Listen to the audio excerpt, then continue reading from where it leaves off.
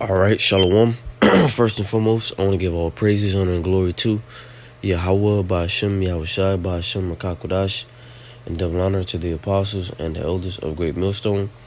And I'll say Shalom to those who elect here in this word in truth and in sincerity. So it's going to be a response to, this video right here. And it says Trump's cabinet is to make Amalek great again.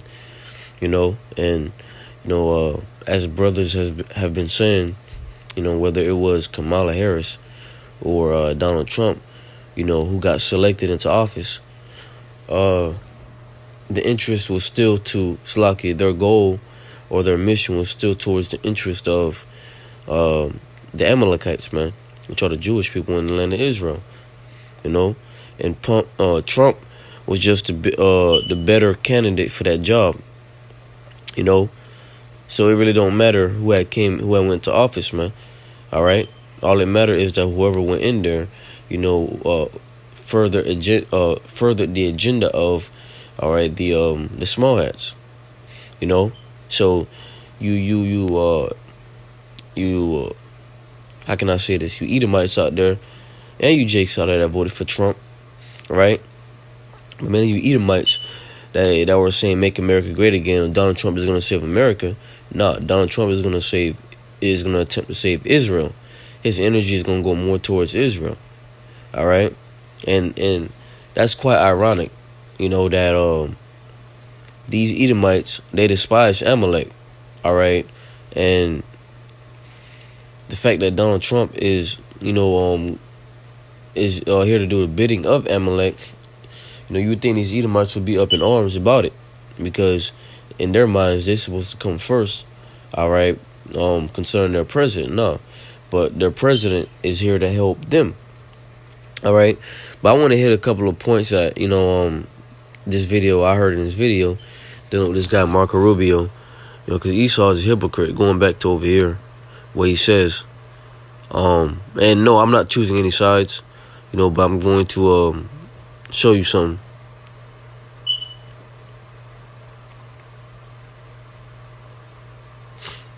Right, so he says these people are vicious animals.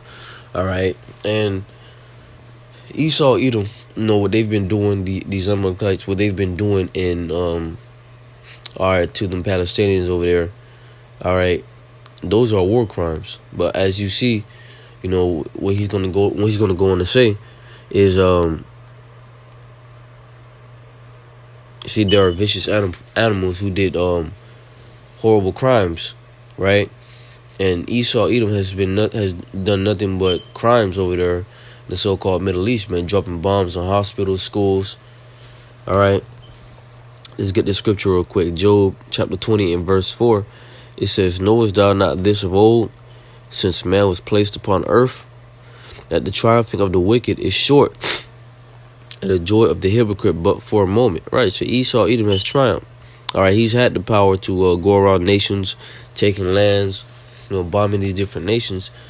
And all right, none of these nations was strong enough to do anything about it. All right, it says, "And the joy of the hypocrite but for a moment." All right, because they can do all this wickedness over there in the so-called Middle East, and then still come on TV and say, and try to justify their behavior, man.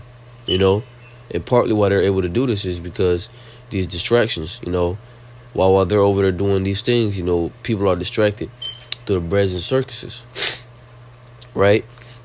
People are distracted through different things, so therefore they take it as an opportunity, all right, to pretty much do what they got to do. It says, "Though his excellency mount up to the heavens, and his head reach unto the clouds, yet he shall perish forever like his own dung, and they which have seen him shall say, Where is he?" All right, because there's going to come a time where the Edomites, are the so-called white nation, is going to be done away with. Okay? It's Lakia. Okay? So, let's go to the book of Joel, because this is going to be, or who they use. Well, this is going to be who the Lord used to bring forth World War III, man. Right? Because him fulfilling the interest of Amalek, that means that Amalek knows that, all right, he's got Babylon solidified behind him. So therefore, he's gonna go all out, not caring that, all right, I'm about to draw these people into war, and that's what they're doing. The scriptures talk about that. Let me get this real quick. In the book of Jeremiah, chapter 50. You see? Jeremiah chapter 50 and verse 45, and it says, "Therefore hear ye the counsel of the Lord Yahweh, that he hath taken against Babylon." All right, Babylon is America. "And his purposes that he hath purposed against the land of the Chaldeans. Surely the least of the flock shall draw them out. Surely he shall make their habitation desolate with them." Right, because the land of Israel is going to become a desolation, but it will be rebuilt, all right, after the nuclear missiles hit that place. But America is going to also get hit with nuclear missiles, according to the Bible, and it's going to be completely desolate forever, all right?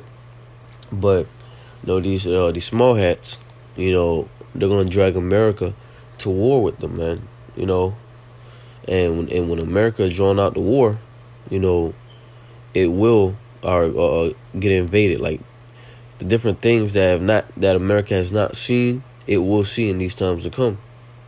All right. And then not to mention, when Biden was letting these people in, you got sleeper cells in here now, man, or you got a lot of these different military aged men ducked off until further notice. So this man Trump is here to do nothing but the bidding of, all right, these Amalekites, man. And when I was watching this right here, going up to this point, I think it was like a little interview or a little talking point that he was doing with this guy right here, Netanyahu. Just look at their faces, the energy. It looks all like it looks tense, like it's not sincere. Like when you just look at them talk. Dude's looking away. He's looking nervous. This and that. And that show you it's like a better words. It's like a script. It's like a play. Like there's no genuine love. All right, to help these guys. But when you see him, look at Marco Rubio on the left. He's looking to the side. Like, why you looking over there? He's talking to you. All right, but it's like, he's being held at gunpoint or he's been threatened or some shit like that. That's the kind of energy that you see. There's really no love. All right, as you can see from this video, man. Look.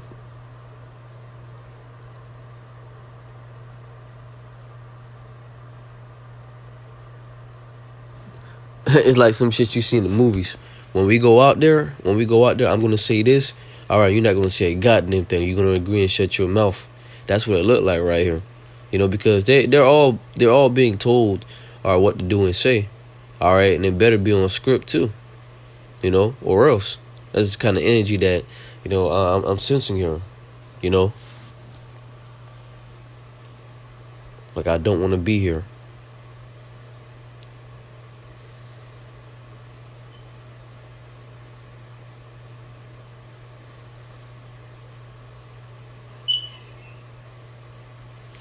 You see what I'm saying? So, it's like a weird energy there. It's just like, I don't want to be here type shit coming from this guy, Rubio.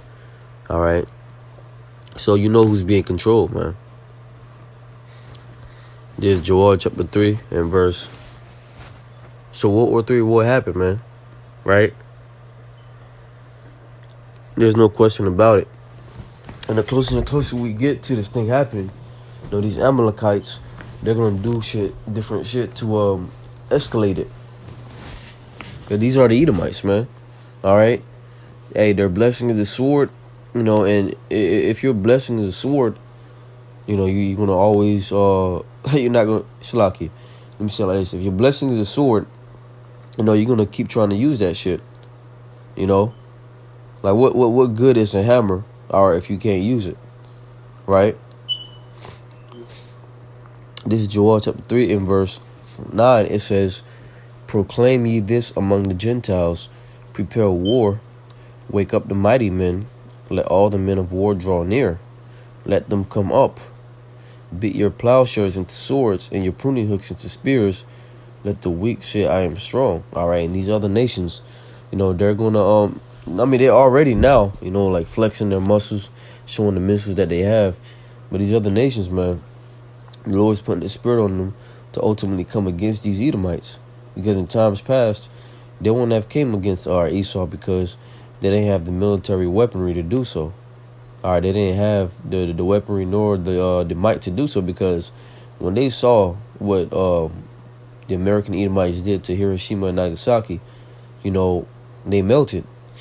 But now the Lord's putting that back into remembrance, giving them the knowledge of the missiles. So it's on, man. Now it's like, I dare you to say something. I dare you to do something, right? Plus they're backed by Russia. Iran being backed by Russia. China with Russia, man. So it's on, man. All right. And once again, Trump is the candidate to do so. Kamala Harris wasn't gonna lead no nation into war, man. All right. So, hey, at the end of the day, World War III is gonna happen, and these things are coming. Verse 10 says, beat your plowshares into swords and your pruning hooks into spears. Let the weak say, I am strong. All right. The other nations are saying that, we got the same power you do now. The weak saying, I am strong. Assemble yourselves and come, all ye heathen, and gather yourselves together round about. Thither cause thy mighty ones to come down, O Lord. Let the heathen be wakened and come up to the valley of Jehoshaphat.